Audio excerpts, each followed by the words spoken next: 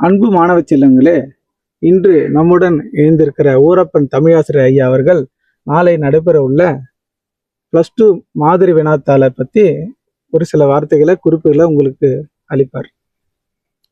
அன்பு மாணவர்களே, நாளை நடைபெற இருக்கும் தேர்வில் பகுதி 1 14 வினாக்கள் கேட்கப்பட்டிருக்கும். நீங்கள் ஏற்கனவே இதெல்லாம் நீங்கள் மாடல் கொஸ்டின் அறிந்தது தான். இந்த 14 கொஸ்டினில் நீங்கள் அட்டன் பண்ணணும். இதெல்லாம் உங்களுக்கு எந்த மதிப்பெண்ணும் குறையாமல் வரும். நல்லா சிந்தித்து செயல்பட வேண்டும். இதில் பாருங்க, குறிப்புகளை பற்றிலாம் கூட இருக்குது. அந்த புக்குக்கு பின்னாடி இருக்கிற இலக்கண குறிப்புகளை பாருங்க, புக்குக்கு பின்னாடி இருக்கிற குறிப்பிலக்கணம் பாருங்க, அணிகளை பாருங்க, எல்லாத்தையும் பார்த்து பேக் சைடில் கலைச்சொற்கள் இதெல்லாம் பார்த்தீங்களானவே இதில் கருத்து வந்துடும். நீங்கள் ஏதோ படிக்கிற கொஸ்டின் ஆன்சர் மட்டும் படிக்கக்கூடாது. புக்குக்கு பேக் சைடு இருக்கிற அந்த ஒன் வேர்டு ஆன்சருங்கள்லாம் நல்லா திருப்பி பாருங்கள். அதில் தான் வரும். இந்த 14 கேள்வி அட்டன் பண்ணிங்கன்னா 14 மதிப்பெண்கள் உங்களுக்கு கூட. இதில் ஒன்று கூட குறையாது. ரைட்டுன்னா ரைட்டு தான், தப்புன்னா தப்பு தான். அதே மாதிரி பகுதி 2ல் 1ல் 3 2 6 3 கேள்வி எழுதணும். 3க்கு 3 எழுதணும். நீங்கள் அதில் ஒன்று விட்டுட்டு வரதெல்லாம் இருக்கக்கூடாது. ஒன்று தெரியலனா கூட ஏதாவது எழுதி வைக்கணும், அடித்தல் திருத்தல் இல்லாத. அதில் 3 கேள்வி எழுதுவதற்கு நீங்கள் ஆயத்தமாக இருக்கணும். அதாவது மறுபடியும் 2 கேள்வி கேட்குறாங்க பிரிவு 2ல். அந்த பிரிவு 2ல் நல்ல பற்றுப்பார். எல்லாமே பேக் சைட் கொஸ்டின்ஸ் தான். பேக் சைடில் இருக்கிற கொஸ்டினுங்களே அது 2 மார்க் கொஸ்டின் எல்லாம் படிச்சிங்களானாவே போதும். ஏனையே இனிமேல் புதுசாக படிக்காது. ஏற்கனவே படித்ததில் எல்லாம் பாருங்க. அப்படியே பிரிவு 3ல் பிரிவு 3 எவையேனும் 7க்கு விடையளிக்கணும். 7 2 14 7 கேள்வினா 7 கேள்வி எழுதிடணும்.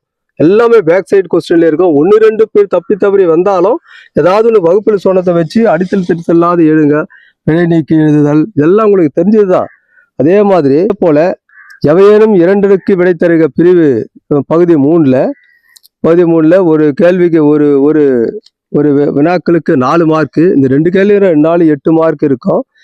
அதுவும் அந்த பின்னாடி இருக்கிற கொஸ்டின் தான். எல்லாம் பாருங்க. இடம் சுட்டி பொருள் விளக்கம் தருக என்றால் அது கண்டிப்பாக ஒரு கேள்வி வரும். இடம் சுட்டி பொருள் விளக்கம்னா எந்த இடத்துல இடம் விளக்கம், அந்த 2 இடம்ன்ற தலைப்பு வரணும். விளக்கன்ற தலைப்பு ஏதாவது எழுதி வச்சுன்னா அங்கே மார்க் வந்துடும். அதே மாதிரி பாருங்க.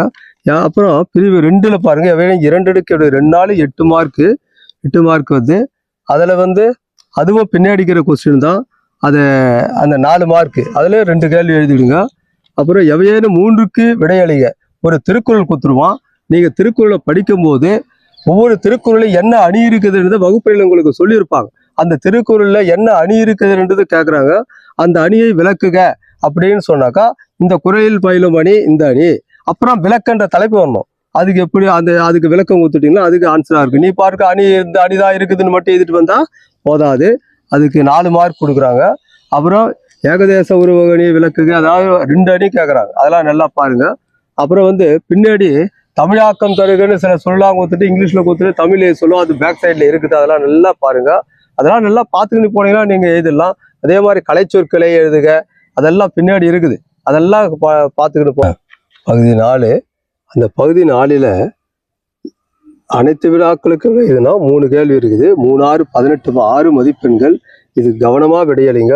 கரெக்ட் ஆன்சர் பண்ணணும். 3 கேள்வினா 3 கேள்வி எழுதிடணும்.